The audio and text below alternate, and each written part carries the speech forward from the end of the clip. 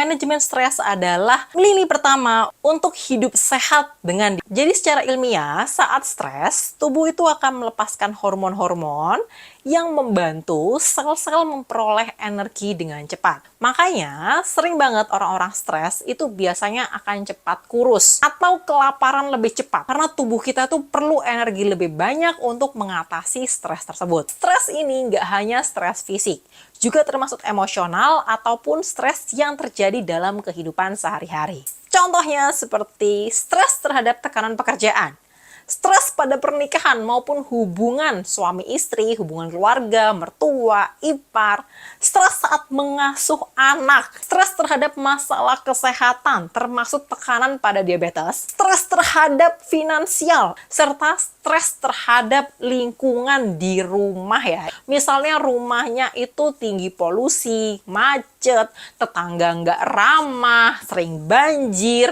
terus ribut, berisik, ini juga bisa meningkatkan stres pada tubuh nih teman-teman. Apalagi kalau teman-teman mengalami stres dan frustasi yang terus-menerus berkepanjangan, itu dapat mempengaruhi kontrol gula darah sehingga memperburuk kadar gula darah pada penderita diabetes walaupun sudah diberi obat-obatan. Jadi kalau teman-teman penderita diabetes sudah minum obat tapi kadar gula darahnya masih buruk, coba dicek lagi manajemen stresnya.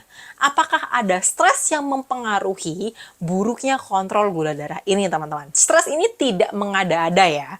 Penderita diabetes sering terkena yang namanya tekanan diabetes. Tekanan diabetes itu apa aja? Yang pertama, selalu memikirkan diabetes sepanjang hari. Memikirkan diabetes adalah penyakit seumur hidup yang tidak bisa disembuhkan. Memikirkan diabetes pada waktu makan, olahraga, aktivitas, tidur, bahkan jalan-jalan, selalu teringat akan diabetes. Yang kedua, komplikasi pada diabetes. Biasanya penderita diabetes yang mengalami komplikasi, termasuk komplikasi neuropati, retinopati, saraf-saraf pada kaki, rasanya mati rasa, kram, nggak enak jalan, bahkan mengganggu penglihatan, itu dapat meningkatkan resiko stres karena kualitas hidupnya menurun. Yang ketiga, masalah finansial. Ketakutan dan khawatiran tidak mampu beli obat, tidak mampu menjalani perawatan diabetes dengan optimal karena kekurangan finansial, ini juga menjadi tingkat stres yang tinggi bagi penderita diabetes.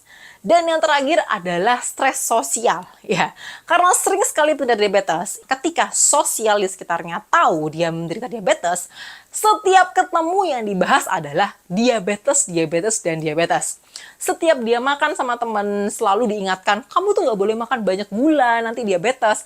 Kamu tuh nggak boleh banyak ngemil, nanti diabetes. Kamu tuh harus olahraga, nanti diabetes. Nah, terus-menerus diingatkan oleh lingkungan sekitarnya tentang diabetes, ternyata ini dapat meningkatkan stres diabetes yang akhirnya memperburuk kontrol gula darah nih teman-teman. Nah, bahkan sering sekali stres diabetes ini menyebabkan penderita diabetes itu males untuk mengontrol gula darahnya dengan baik, males hidup sehat, dan lebih memilih, buat apa sih aku ngontrol gula darah? Hidup ini kan harus dinikmati. Buat apa aku harus memperdulikan ucapan orang lain terhadap diabetesku gitu ya.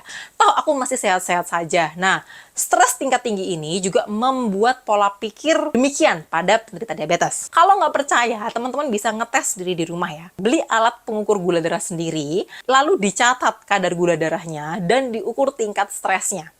Ya, misalnya hari Senin jam 8 pagi, teman-teman lagi stres tinggi, emosi gitu ya, kecewa sama keluarga di rumah, diukur tingkat gula darahnya. Lalu besoknya emosi lagi karena dilarang makan manis, lalu dimarah-marahin, diukur kadar gula darahnya. Lalu diberi skala tingkat stresnya saat itu, dari skala 1 sampai skala 10. Biasanya diabetes dengan stres tinggi itu kadar gulanya lebih buruk daripada saat diabetes itu bahagia. Lalu gimana sih cara penderita diabetes melawan stres dengan baik? Yang pertama tentu saja support dari orang-orang terdekat. Penderita diabetes nggak akan mampu mengontrol gula darah dengan baik tanpa support dari orang-orang terdekat, termasuk keluarga, teman-teman terdekat, ataupun orang yang dicintainya. Ketika penderita diabetes dapat omongan negatif dari orang-orang di sekitarnya, itu akan semakin membuat down. Jadi orang-orang di sekitarnya harus paham benar tentang ilmu diabetes sehingga bisa mensupport untuk menjalani pola hidup dengan baik. Jadi orang-orang terdekat itu tidak hanya menghakimi, oh kamu menderita diabetes gara-gara gula darah tinggi nih, jadi kamu nggak boleh makan banyak gula. Nah, nggak boleh kayak gitu. Jadi orang-orang sekitar itu harus paham nih penderita diabetes penyebabnya apa yang tidak boleh dimakan, lalu apa yang harus diperbaiki, itu harus paham dengan benar. Ya. Terus yang kedua, berolahraga secara teratur. Di mana berolahraga secara teratur itu dapat melepaskan hormon kortisol yang membantu meningkatkan kebahagiaan pada penderita diabetes. Mau jalan kaki, lari, berkebun, yoga, berenang, ini semua sangat membantu untuk meredakan stres. Yang ketiga, pergi berlibur. Jadi kalau teman-teman kerja 7 kali 24 jam, itu paling tidak minimal 1 minggu sekali refreshing, berlibur dan lepas dari rutinitas harian yang membosankan, berlatih yoga dan meditasi. Teman-teman bisa melakukan meditasi mindfulness, di mana meditasi mindfulness ini adalah menyadari kondisi saat ini, termasuk pikiran, ketenangan, jiwa, dan mengerti tentang penyakit teman-teman. Mengerti bahwa penyakit diabetes ini bukan hanya salah teman-teman sendiri, tapi juga ada faktor-faktor resiko dari genetik, usia, pola hidup, kolesterol, tekanan darah, dan masih banyak lagi. Dan menyadari bahwa diabetes ini bukan berarti membatasi semua makanan yang harus dikonsumsi, tapi bisa diregulasi atau diatur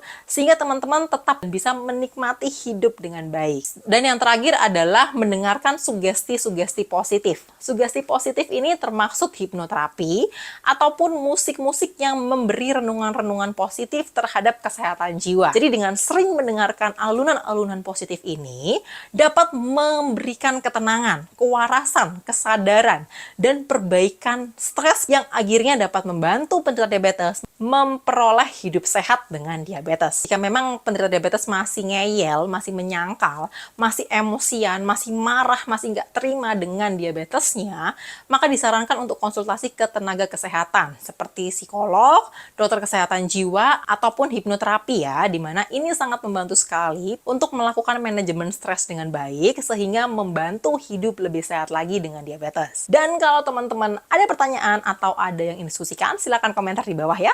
Dan dari teman-teman, see you di video lanjutan ya. Bye-bye.